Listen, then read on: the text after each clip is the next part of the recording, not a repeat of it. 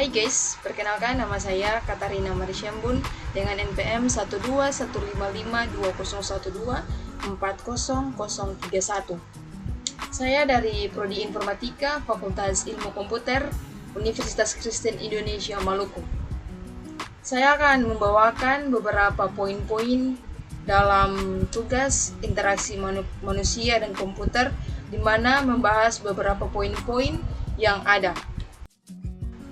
Oke, sebelum kita lanjut, kita harus tahu HCI atau Human Computer Interaction atau HCI dalam satu artikel di mana menyebutkan jika HCI adalah bidang yang mempelajari bagaimana manusia berinteraksi dengan komputer serta bagaimana sistem dirancang agar mudah digunakan, efisiensi dan sesuai dengan kemampuan manusia. Dalam presentasi ini, poin-poin yang tadi sudah saya sebutkan akan saya jelaskan satu-satu, serta saya memaparkan beberapa artikel yang sudah saya dapatkan dan sudah saya baca dan sudah saya simpulkan. Untuk poin pertama, saluran masukan keluaran atau input-output. Interaksi manusia dan komputer terjadi melalui saluran masukan dan keluaran. Kita tahu jika dari sisi manusia, kita memperoleh informasi bisa dari penglihatan kita, pendengaran, dan sentuhan.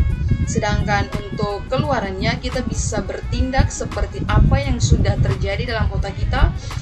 Kita bisa mengetik atau mengklik atau berbicara tentang sesuatu yang kita mau. Sementara itu, komputer tidak seperti itu. Komputer hanya menerima input-output, di mana input melalui perangkat seperti keyboard, seperti mouse, dan layar sentuh. Komputer kemudian memberikan output dalam bentuk tampilan, visual, suara, dan getaran. Hal ini menunjukkan bahwa interaksi manusia dan komputer adalah proses pertukaran informasi yang harus dirancang dengan baik agar berjalan efektif. Salah satu contohnya dalam jurnal Manajemen Sistem Input-Output Komputer. Uraiannya membahas tentang sistem input-output sebagai komponen utama arsitektur komputer, termasuk peran modul input dan output, dan saluran data, alamat, serta saluran kontrol yang menghubungkan CPU dengan perangkat luar. Mengapa ini cocok untuk sesuatu yang berkaitan dengan input-output? Karena dasar konsep saluran input-output atau bus CPU peripheral.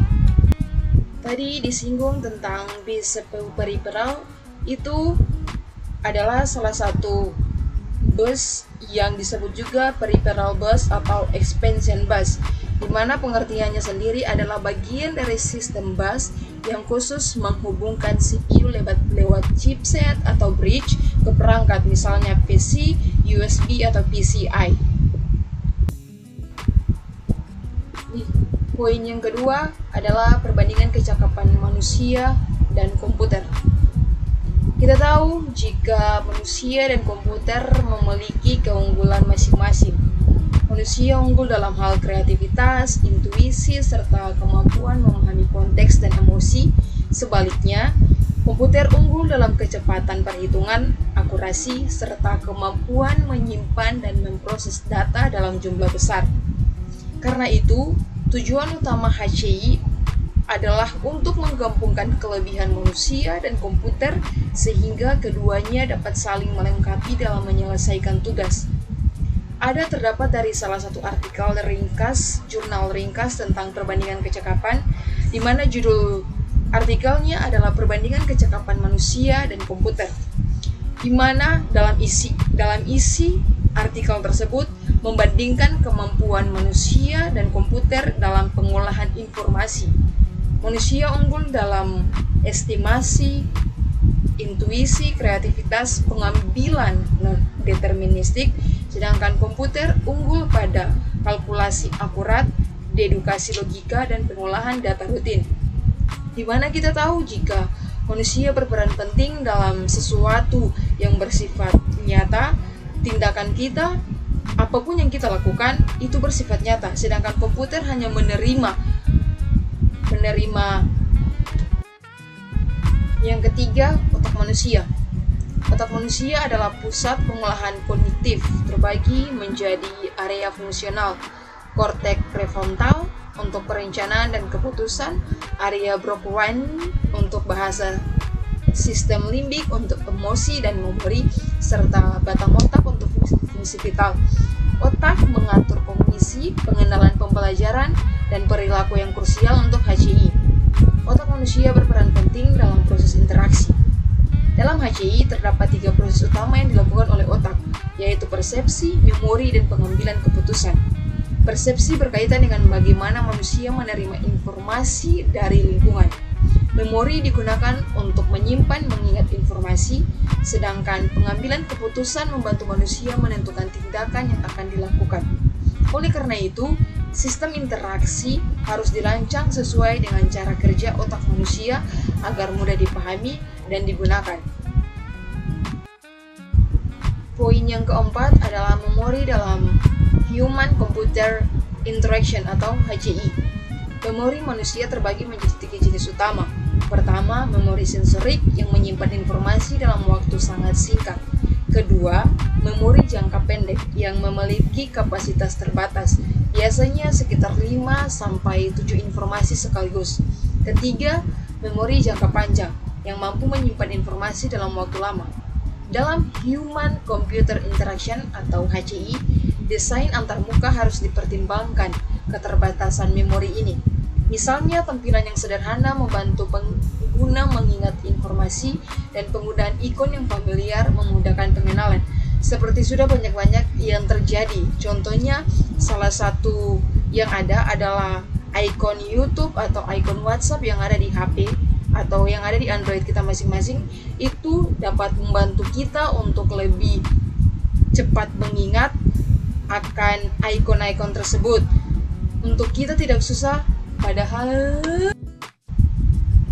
dalam HCI atau Human Computer Interaction ada beberapa pemecahan masalah yang kita cari, di mana pemecahan masalah ini adalah untuk kita sebagai manusia mampu menyelesaikan masalah dengan berbagai cara, seperti mencoba-coba, menggunakan pengalaman sebelumnya, atau berpikir secara logis.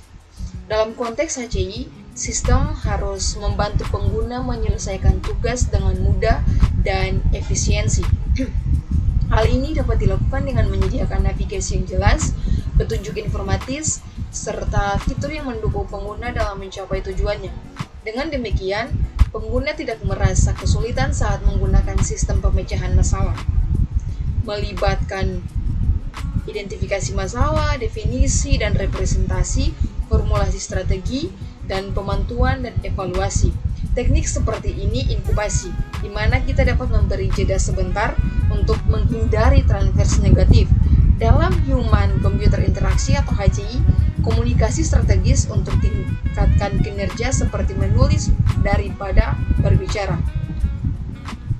Kesalahan dan model mental.